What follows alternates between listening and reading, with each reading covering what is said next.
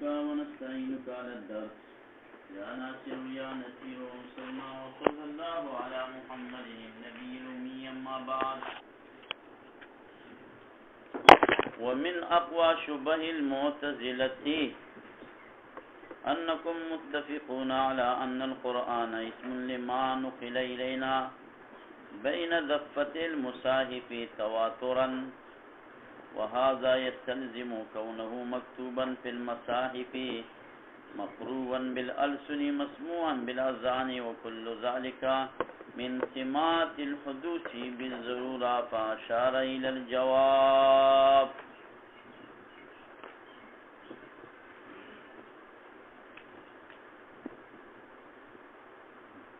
اعتراض جانبه د معتزله ندا ده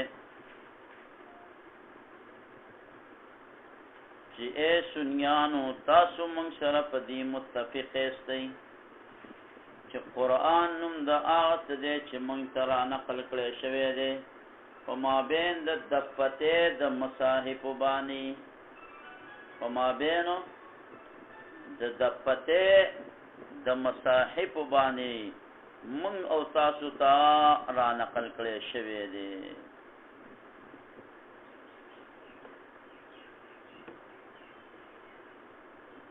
په تواتر سره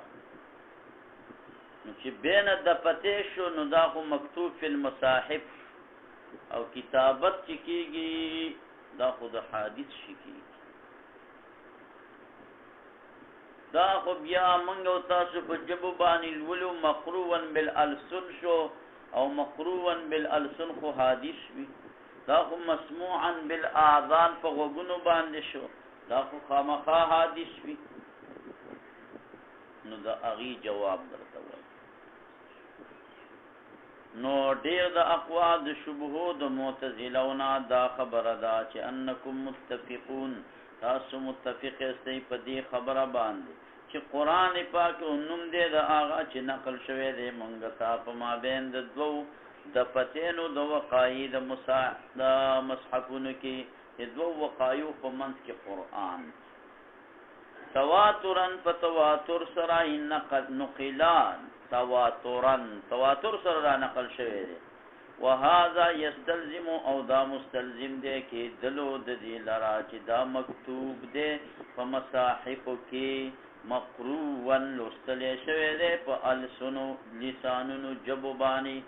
مسموعا اوریدل شوی دی بالاذان په غوږونو باندې. وكل ذلك او دا ټول من سمات الحدوث دا علامات د حدوث ندی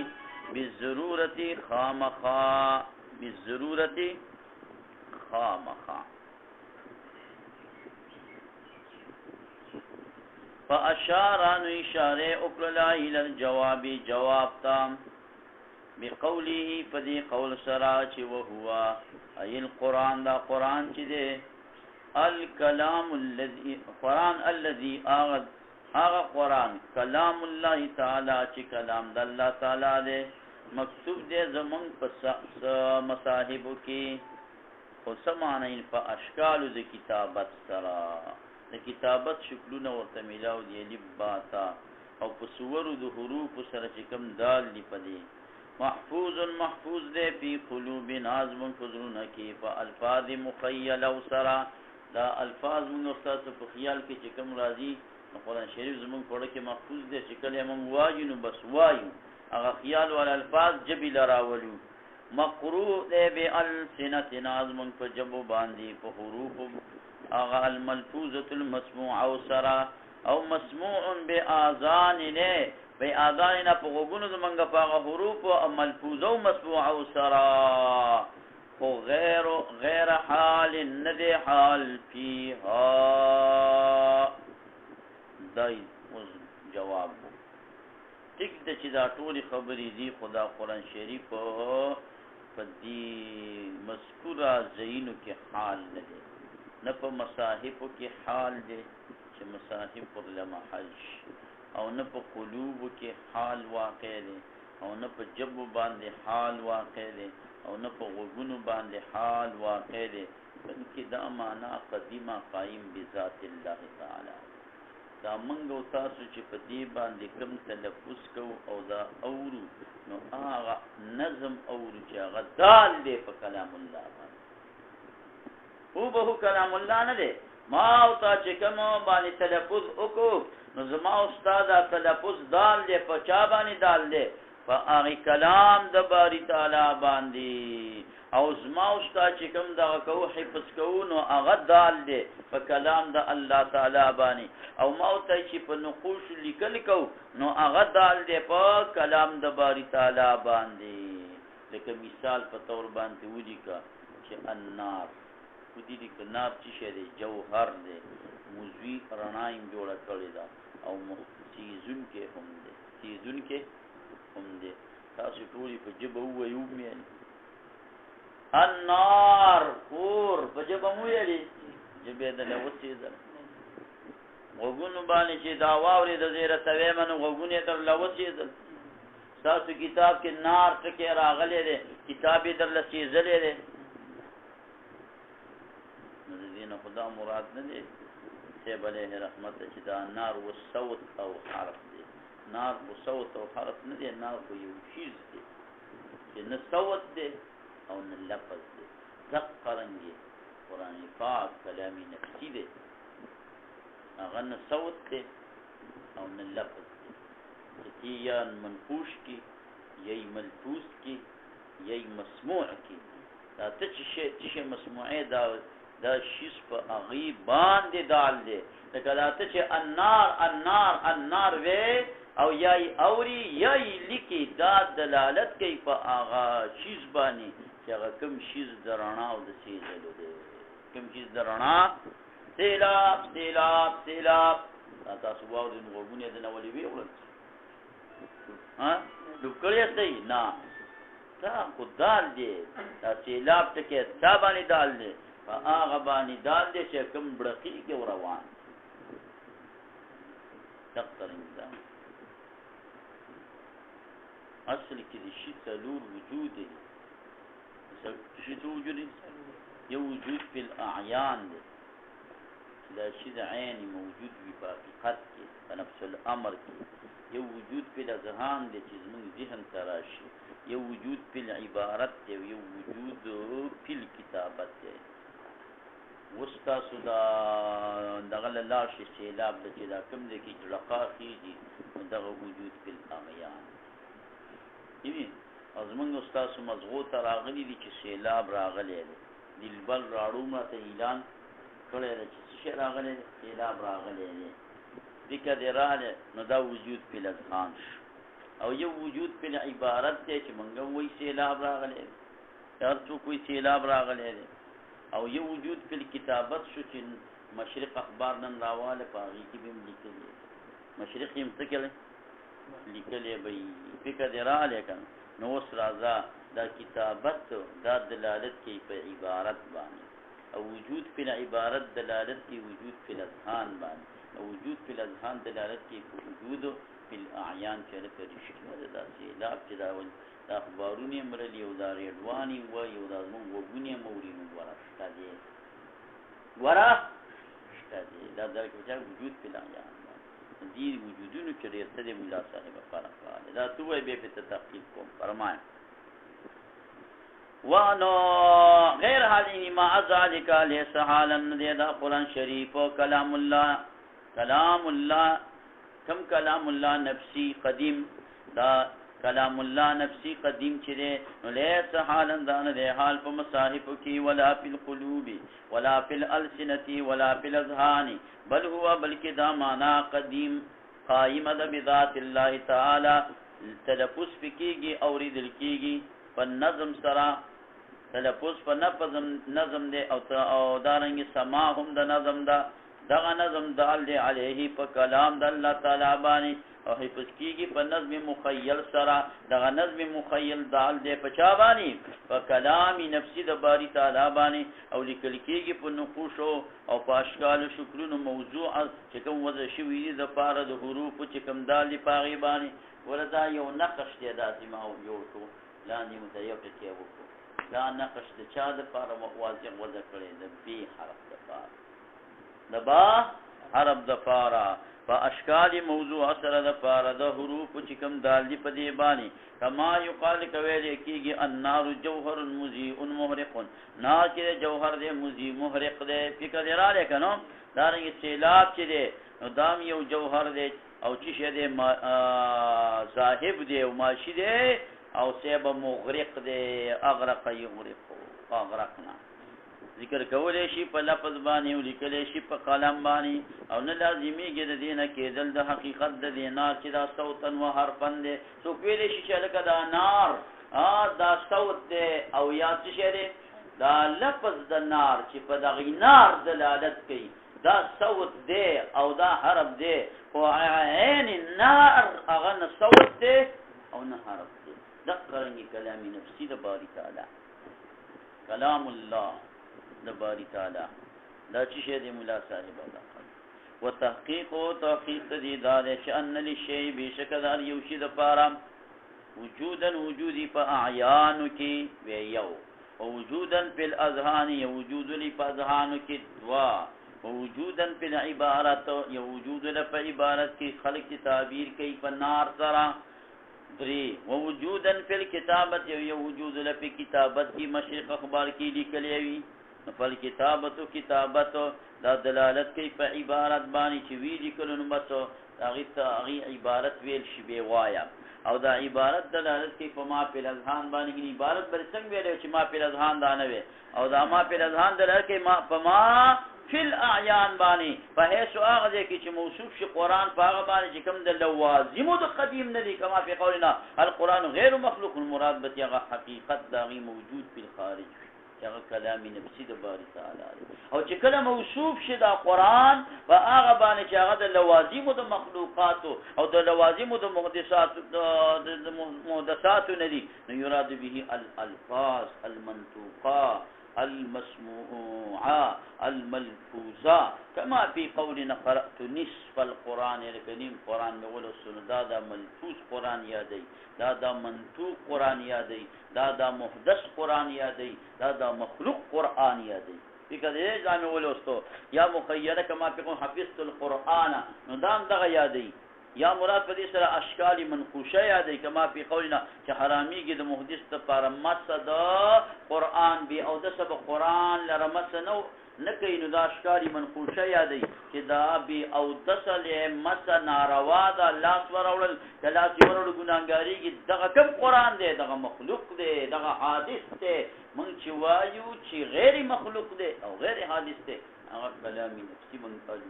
کم نار چې سیزل نه کې دا موت چې لیکو وایو دا هغه نار دی او کم نار چې سیزل کې هغه دا قد چا دی مولا صاحبہ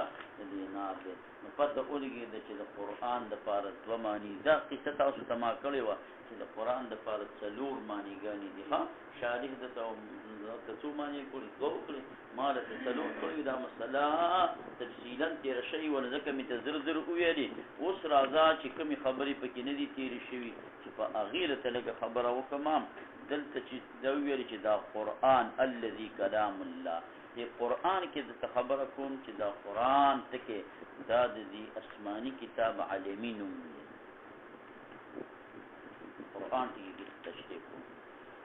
بیا پدې کې د اهل لغت او اختلاف دی یو ډله وایي چې دا محموز دی قران بر وزن غفران محموز دی قران ته قران ولی وایي زکا چې قران د قرائت نه دی او د زمکه په مخ باندې د قران لوستل د هر کتاب نسی وادي دنیا کې یو منټ دا چې نشي راځي چې د قران نه لوستل شي خامخا خلق یو ځکه لګي چې قران دی دا چې ټیم لار یو منټ راځي چې قران په کې نه لوستل شي دنیا به قران د قران نه دنیا خالی شوی نو دې ته ځکه قران وایي او امام شافعی رحمه الله تعالی فرمایي چې دا قران دی قران بغیر د حمزه قران او غیر مشتق دی خاص دی په کلام الله پوری یعنی غیر مشتق دی خاص ته په کلام د الله تعالی پوری او غیر محموز دی محموز نه دی قران چې بیانېږي مؤمنات تختی داغه په مذهب کې وایي موږ په مذهب کې وایي قران چې بیانېږي مؤمنات تختی نات خان ته بداوي چې لکه دا نات وین په کوم مذهب باندې وي هم درې مسلک پکې دا علامه اشعری ابو الحسن اشعری رحمه الله وای دا قران مشتق دی قران د قرانانه په معنا د پیوسره قران ته قران ذکوي چې د دې یو مضمون د بل مضمون سره پیوسته یو آیات د بل آیات سره پیوسته یعنی په ټول قران شریف پر ربط باندې بنا ده یو صورت د بل صورت سره ربط د بل صورت د بل سره ربط یو رکوع د بل رکوع سره ربط یو آیات د بل آیات سره سمولا صاحب ربط بلکې تفسیر الرحمن په دوه جلدونو کې راواله هغه هر جمله د بل جملې سره مربوط ګرځوي دا نه وي چې دا ربط ته او ته په خپل پوهیږي چې دا دایته ربط بیان کوي یو جمله په چې کومه دویمه جمله راځي دا هغه مناسبت وجه غونته کې هغه کې فرمایلی دا تفسیر الرحمن تکتکنون نو ذکر ویل کی او د قران شریف د لپاره ربط بیانول یو امر مخترع کار نه دی یو نوې او جدید کار نه دی صحابه کرامو بم ربط بیانولو مختصر د تداویم په ترمذی کې بل راشي چې دی صحابه کرامو میټنګ وکړو وای دا سوره توبه په کوم ځای کې کیږي نو میټنګ کې دا خبره دا فیصله شوه چې وضعوها بعد الانفال فان قصتها شبيهه بقصه الانفال دا د سورۃ انفال د نبادي ولی کې خوستو ځکه مضمون د سورۃ توبه دا مشابه دی د مضمون د سورۃ انفال سره دوانو کې جهاد او قتال فی سبیل الله دا په شور زور سره ذکر شوی دی بهر حال نو دا قران د په معنا د پیوسوالی سره دی قران پاک یو جمله بلی جمله سره یو آیات بل آیات سره یو سورۃ بل سورۃ سره دا مربوط دی قران پاک په غاټه ست تلوري چې دی یو څه د بلی چې سره دا مربوط دی به په بل هغه باندې وې چې یو څه چې کوم دی د بلی چې سره د مولا صاحبہ مربوط ټول قران ربط دی څلورم قول پدې کې نه دا دی چې دا مشتق دی دا قران د قرینینا دا مشتق دی قران د قرینینا او قرینه په معنا د دلیل سره راځي قرینه په معنا د دلیل سره راځي ولی مدعا سره دلیل مرګره پکار دی کله مدعاوی دلیل نه وي نو د خلکو دماغ او ماغو ته خنپری ودی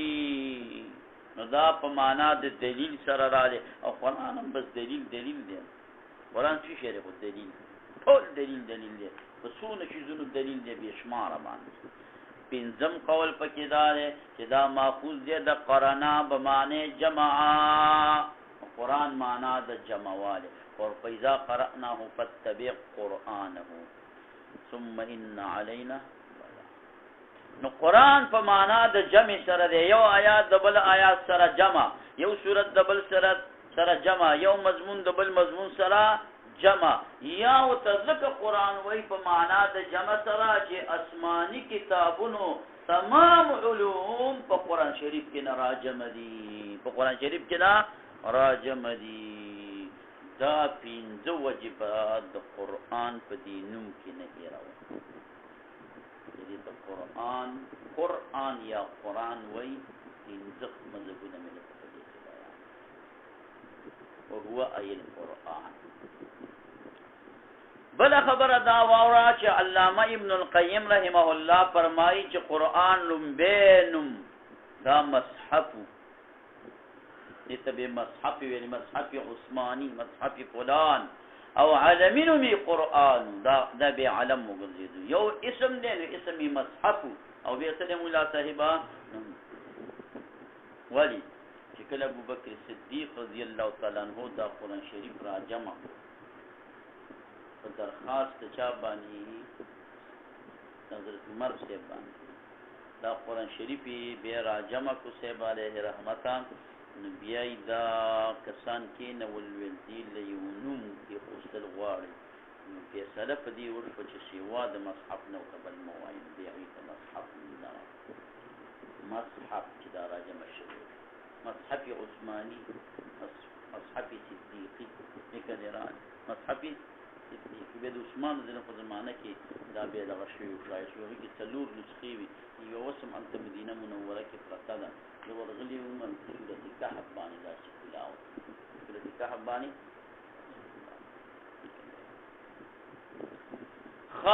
شیخ علیہ رحمت اللہ علامہ ابن القیم سے فرمائے کہ بینو میں مصحف او عالمینو میں قرآن او نور صفتی اسما دی ټوټل نمونه د قرآن شریف په 75 او یا نمونه ذکر دی الهدى والبیان فی اسامی القرآن سشتا مستقل بلاد حال کتاب دی داس خبر نیست ذکر دی نو دا معنی جلال الدین سیوطی رحمت الله علیه دا ویری چې وکانا ابو بکر رضی الله تعالی عنہ اول من جمع کتاب الله وسماه المصحف دا مصحف نو متلون به چا کو دے ابو بکر او عالمین می قران شریف دا ټکی خو دی وشو دې دویم لراشه چې محفوظ فی قلوبنا دا زینګ پزړه کې محفوظ زینګ پزړه کې محفوظ زړه کو پیژنې زړه پیژنې زړه خو دومره پراخه دی د دې پېژندلو ګرانه څوک یې کرام په دغه کې ځان د خبرې دي نور کې ځان دی فکر لري خو دومره بل ته مختصر ویم چې د زړه و طبقات یو طبقه الصدور و دی دا د اسلام جوهر دا په دې طبقه الصدور کې یو طبقه القلب وای دا جوهر د ایمان دا غي دقه محل یو شفاف وای دا د عشق او د شفقت معدن دی چې په چا د شفقت راشي عشق مینه دی راشي نو دا د شفاف نه او باقي اهل لغت دي مرتبه بلم شغاب خودلی شغاب او په دلیل د آیات د سورۃ یوسف سره قد شغبها یعنی د یوسف علیه السلام مینه د زلیخې شغاب ته داخله شوی و شغاب په د مینې مرکز دی چې دغه ته یو شی ورواچي به د چته به تروي نو یا شفاف یا شغاب وانا نارا نقل بلکې د ملاسف څلورمه مرتبه فؤاد دا فؤاد قرآن شریف کې راغلی دی دا د مکاشفي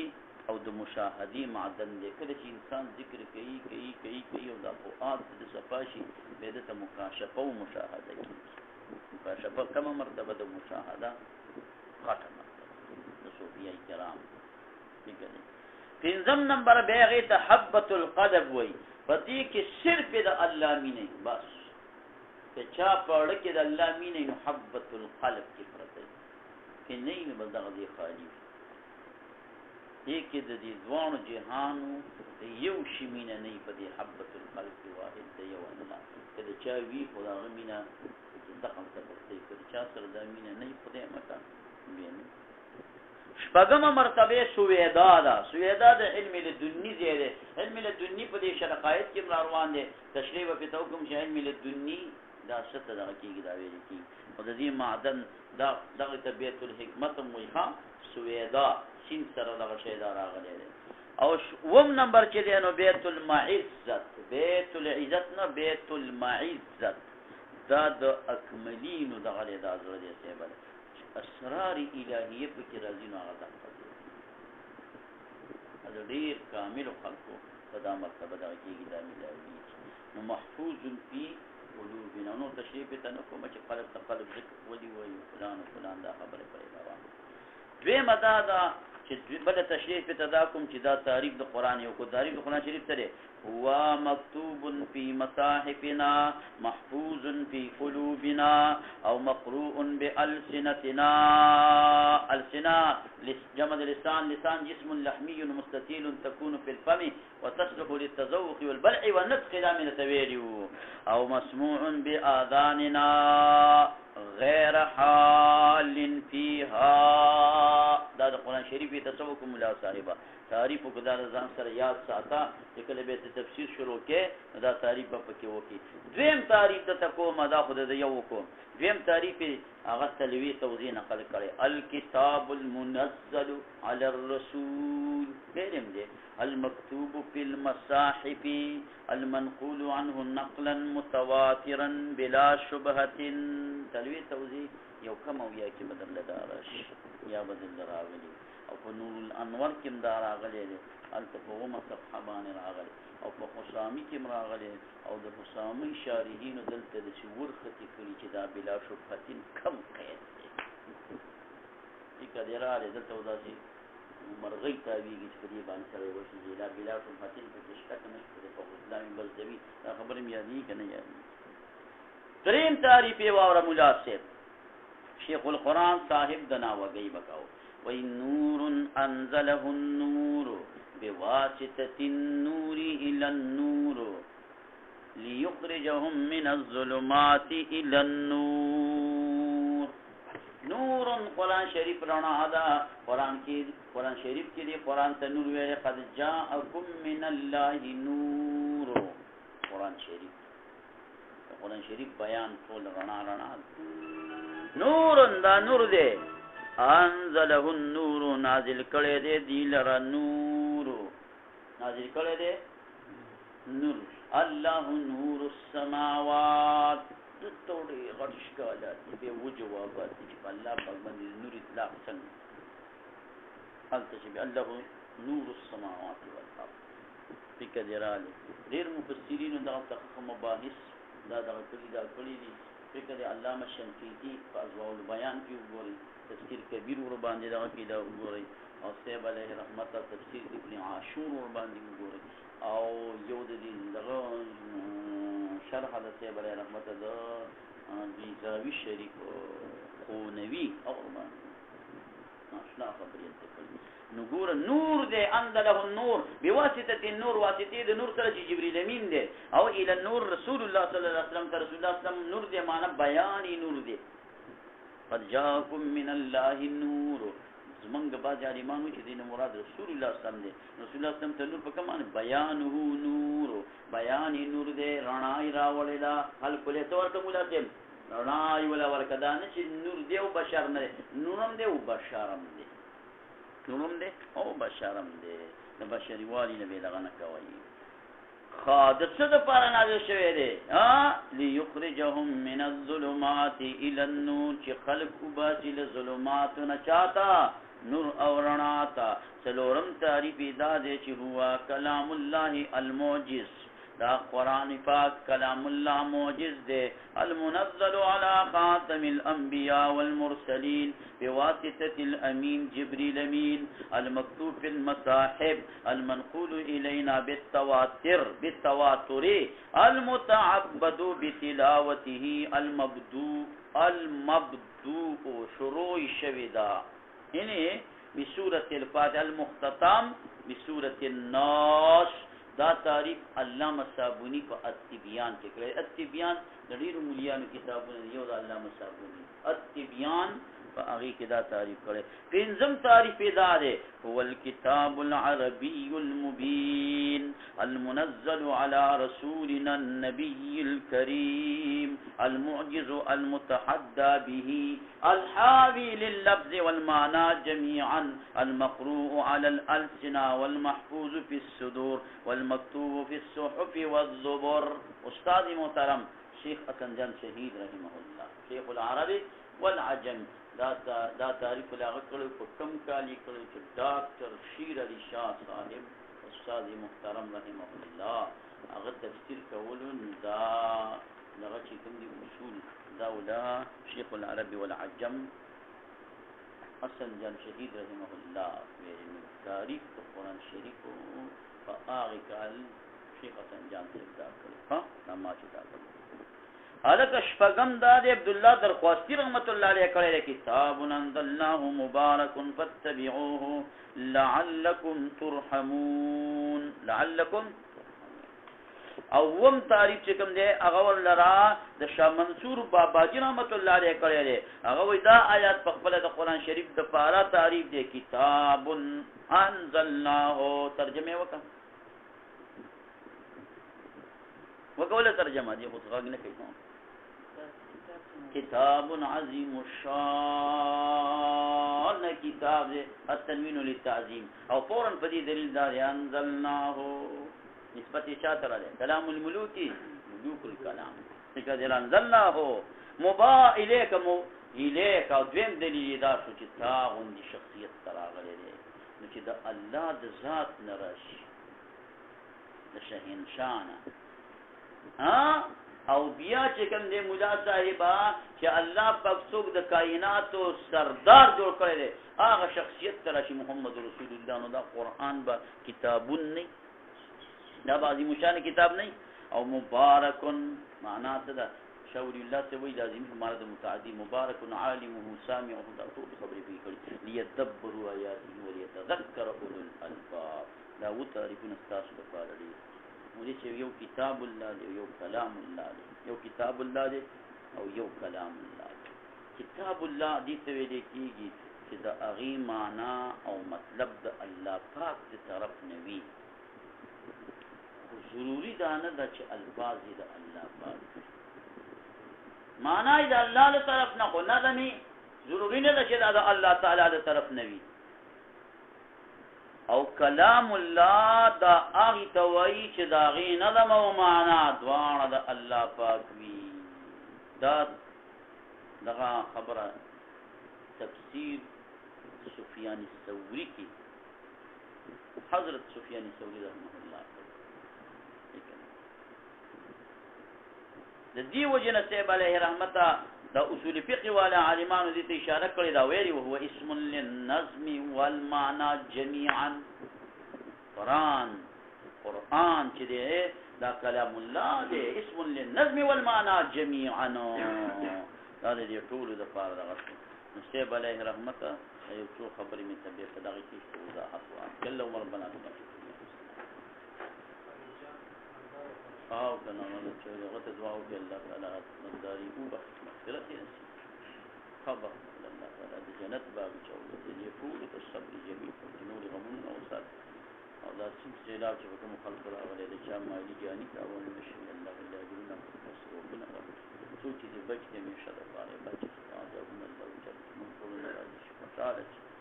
یا الله زموږ ګناهونه د عفو قلم راکړي د علوم دروازې